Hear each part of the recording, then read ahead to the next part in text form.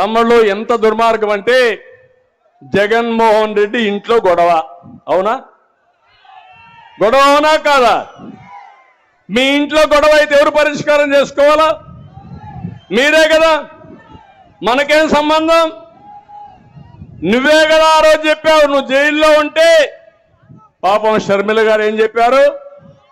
జగనన్న బాణం, జగనన్న వదిలిన బాణం రాష్ట్రం అంతా తిరిగింది.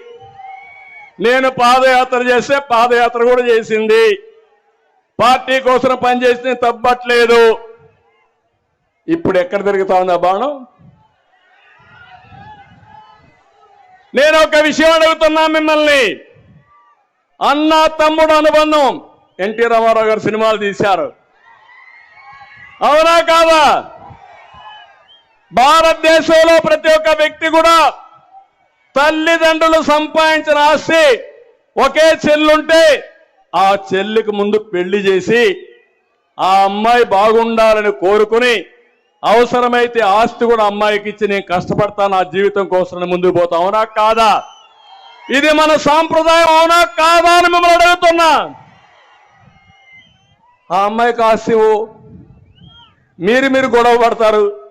నేను వచ్చానని నా మీద పడతారు. నాకేం సంబంధం? మీరు చెప్పండి. అంటే ఎంత దుర్మార్గుడు అంటే కడాన వాళ్ళ నాన్న ఇక్కడే. ఎక్కడ తమ్ముడు? ఎక్కడ? ఇక్కడే చనిపోయాడు కదా. నా ఫ్రెండు, నా స్నేహితుడు రాజశేఖర్ రెడ్డి 78, 81, 83 మేమిద్దరం కలిసే తిరిగాం.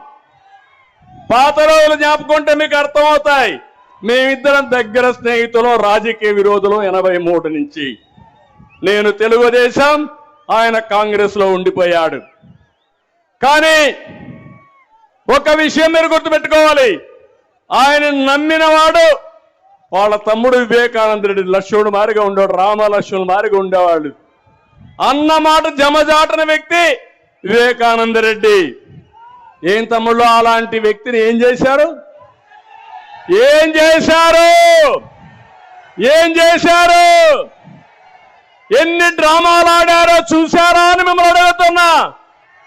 నారాసుర రక్త చరిత్ర